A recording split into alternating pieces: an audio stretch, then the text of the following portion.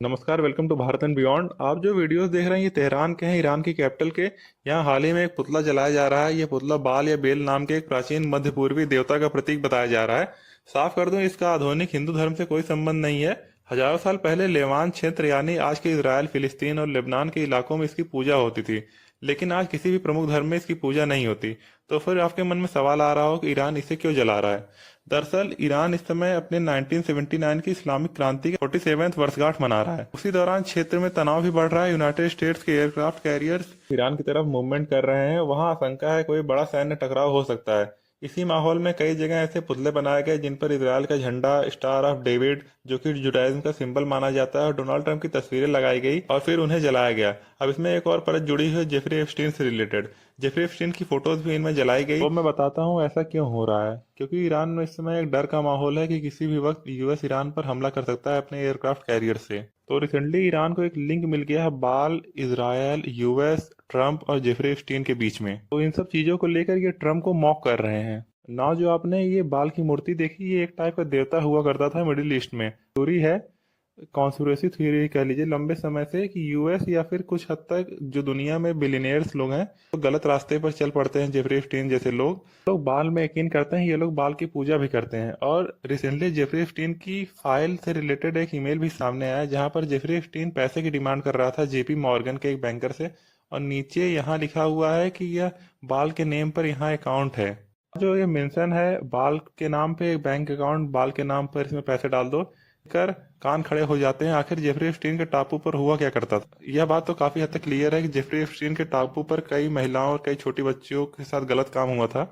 यह भी बताया जा रहा है कि परहैप्स उनमें से कई को मार दिया गया है या फिर गाड़ दिया गया उसी आइलैंड पर। अब तो देखिए, यूएस में हियरिंग्स में एमपी खुद डोनाल्ड ट्रंप और एप्स्टीन पर आरोप लगा रहे हैं कि उन्होंने मिलकर लड़की के साथ गलत काम किया। वीडियो मैं आपको दिखाने वाला हूँ। ये वीडियो आप देखिए, कितना शॉकिंग है। Up another document from a witness who called the FBI's National Threat Operations Center because I believe you just lied under oath. There is ample evidence in the Epstein file. Don't you ever accuse me of a crime. I believe you just lied under oath, and this is all on videotape. You said there's no evidence of crime. I'm showing you. Here is a witness statement who called into the FBI's Threat Operations Center. He drove Donald Trump around in a limo. He overheard what Donald Trump said to Jeffrey on the cell phone. He was so angry, he was going to stop a limo and hurt Donald Trump. And he met a girl who said she was raped by Donald Trump and Jeffrey Epstein. She later had her head blown off, and officers at the scene said that could not have been suicide. No one at the Department of Justice interviewed this witness. You need to interview this witness immediately. Epstein should rot in hell, so should the men who patronized his operation. And as we say here today, there are over 1,000 sex trafficking victims, and you have not held a single man accountable. Shame on you. If you had any decency, you would resign right after. Again, यह सब आरोप है on the emails that Jeffrey Epstein sent के basis पर हम यह एक तरीके से बात कर रहे हैं। आज के समय यूएस में भी यही बात चल रही है। इसका कोई एक्चुअल एविडेंस तो अभी तक प्रूफ नहीं हो पाया है, बट ऐसी बातें मेंशन होना एक बहुत बड़ी बात है अपने आप में।